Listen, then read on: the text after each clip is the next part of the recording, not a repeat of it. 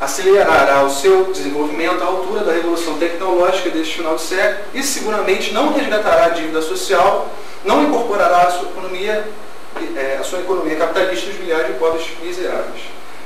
Alguém arriscaria dizer quem foi o relator dessa comissão no Senado?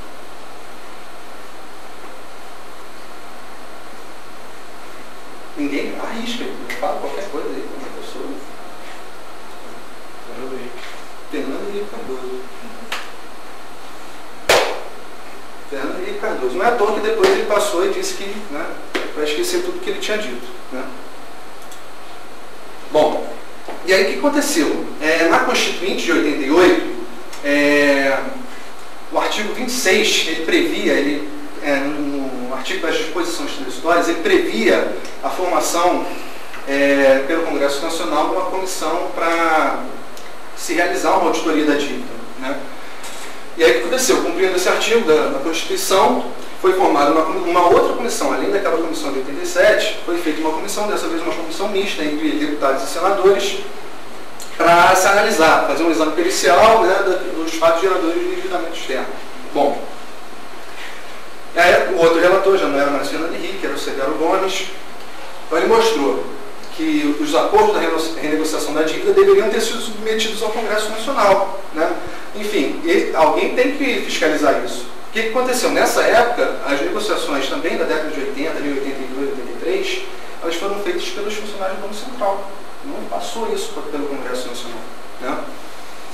Bom, e aí o que ele apontou, entre outros abusos, principalmente a renúncia da alegação de nulidade e a renúncia antecipada a qualquer alegação de soberania. E aí nesses contratos que foram feitos também, nessa época, década de 70 e década de 80, eles previam isso, a renúncia antecipada de qualquer alegação de soberania. Você nunca poderia alegar que você é um país que você tem que atender às necessidades da sua população para se negar a pagar essa dívida. Então isso estava contratualmente, isso estava escrito no contrato. Né? E aí o relator ele questiona isso, sobre a legalidade disso, isso é legal. Né? E aí ele fez as propostas, né, os encaminhamentos, né, que a mesa do Congresso Nacional promova as medidas necessárias junto ao Supremo Tribunal Federal para a decretação de nulidade dos contratos relativos à dívida externa que não observaram o mandamento constitucional do referendo legislativo, ou seja, todos os empréstimos que não passaram pelo Congresso Nacional. Né. Que a mesa notifique o Poder Executivo para que promova as medidas judiciais cabíveis, visando o ressarcimento dos danos causados no Brasil pela elevação unilateral das taxas de juros. Então, ou seja, gente, a gente já tem um acúmulo, até mesmo no Congresso Nacional, contestando a legalidade dessa dívida. Né? Que o Congresso promova, junto ao Ministério Público, a realização a responsabilização dos negociadores da dívida externa pelas irregularidades já apuradas. Né? Isso foram as conclusões do relator, isso em 1989. Tá? Que aí o que acontece? Aí o direito internacional. Só voltando um pouquinho, Luciano, a questão, como eu estava te falando, como é uma questão política, né, às vezes a gente fica preso se é uma política de esquerda ou se é uma política de direita. Né, como nesses dois casos que a gente pode observar, né, nesse caso especificamente, Hitler, né, era um cara direitão. Né, então, ou seja, essa questão de anulação da dívida externa, a reivindicação da moratória, essas coisas todas, não é uma política nem de esquerda nem de direita. Tá? Isso é uma política de soberania. Né? Só para esclarecer um pouco isso. Bom, isso é o que o direito internacional. Né? O que o direito internacional aborda em relação à questão da dívida. Né? Primeiro, o conceito da questão da dívida odiosa, que é aquilo que eu falei para vocês, que é uma dívida que é feita por um governo que não é um governo escolhido pelo povo. Né? Uma dívida que é feita contra os interesses do seu povo. Né? Que o povo é privado do direito de optar se quer ou não fazer essa dívida. Esse é o primeiro conceito, que é dívida odiosa. Isso é regido pelo direito internacional. Tá? Força maior, né? O princípio do direito que garante não pagamento no caso do devedor apresentar um motivo relevante. Pode ser uma catástrofe, né? Pode ser um Katrina que passou, pode ser um terremoto, essas coisas todas. Né? Ou que o pagamento dessa obrigação coloca em risco os direitos fundamentais dos seus cidadãos. Né? E essa última cláusula, que eu não sei falar isso não, porque a senhora estuda latim, a senhora deve saber, né? Eu só sei ler. Não sei falar isso não. Rebus sic stantibus. Isso. Né?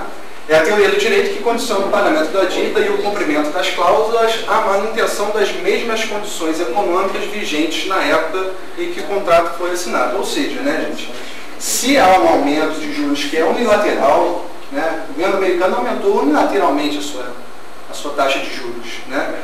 Então, isso é um fato imprevisto, né? Ninguém poderia, enfim, prever que isso poderia acontecer, né? Então, isso eu acho que é o exemplo que cabe mais. Essa cláusula cabe muito essa questão do aumento unilateral das taxas de juros nos Estados Unidos, né? Então, essas são as três questões do direito internacional que subsidiam a teoria de que, nesses casos de ditaduras, né, alteração das condições econômicas dos contratos, enfim, todos essas cláusulas, essas teorias, essas doutrinas do direito, elas regulamentam isso, né? Bom, e aí alguma opinião de alguns estudiosos, né? Eu peguei para vocês a opinião do Canitz, né? Que foi um artigo que ele escreveu na Veja em 2004, que se chama Os Mesmos Erros do Passado, né? O nome do artigo é esse. E aí ele faz uma citação, né? Então, a pegadinha está na palavra juros flutuantes. Todo economista sabe que os juros flutuam até o dia da assinatura do contrato. Esse empréstimo é diferente. Ele reza que os juros irão flutuar após a assinatura do contrato. A prudência financeira, nesse caso, exigiria, no mínimo, negociar um teto máximo de juros com precaução, né? Eu cortei ali, eu botei as reticências, mas ele faz uma pergunta, assim. Ele faz uma pergunta para os leitores se você assinaria um contrato desse, se alguém assinaria um contrato desse, que você não sabe quanto você vai pagar, né? E aí Marcelo de Paiva Abreu, que é um professor da PUC, que já tem um aluno muito grande, não sei se o professor conhece, mas é um cara que já tem um estudo há muito tempo, ele já estuda a questão da dívida, né?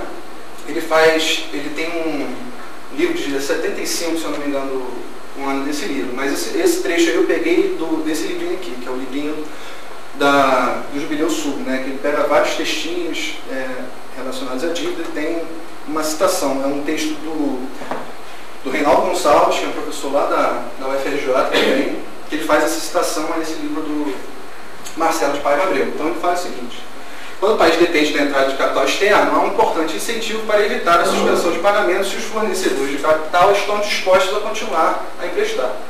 Se, contudo, os fornecedores tradicionais de capital não estão dispostos a continuar a emprestar, a melhor política do ponto de vista dos devedores é suspender os pagamentos, né? Esse é o professor da PUC que está colocando, né? Não é de partido nenhum, né? É um professor apenas, né? E aí eu vou pegar para vocês agora já passando aí década de 90, né? O que aconteceu? Acabou a União Soviética, né? O que aconteceu? Os países capitalistas eles passaram a não ter um limitador, porque por pior que fosse o regime soviético, era um limitador do capitalismo, né? Porque o capitalismo ele não poderia acumular mais capital pela exploração da força de trabalho, porque existia um regime que, se isso acontecesse, enfim, poderia haver uma revolução, poderia acabar com um modelo capitalista que existisse no país, que fosse, etc., né? Então, sem esse limitador, sem a União Soviética, o regime capitalista tratou de buscar novas formas de acumular o capital que abrangesse esses setores mais descobertos pelo Estado. Ou seja, né, aquilo que você tinha como direito, a sua educação, a sua saúde, né, o seu transporte, enfim, aquilo que existia de direito passou a ser uma mercadoria, né? É o que a gente está vivendo até hoje, né? A universidade é um exemplo disso também, né? A criação que a gente tem nas universidades privadas, né? A mercantilização dos direitos que existiam anteriormente. Então, ou seja, sem esse regime soviético, o capitalismo passou a defender a redução do Estado, né? A ideia do Estado mínimo, né? E é curioso isso também, gente. Vamos imaginar o seguinte: no Brasil, que era um país que viveu 30 anos, né, de ditadura, 20 e poucos anos, né, quer dizer, quase 30 anos de ditadura, o que acontece? A partir do momento que a gente teve a oportunidade de criar o nosso próprio Estado, aí você já começa com as ideias da globalização, dizendo que você tem que reduzir o Estado.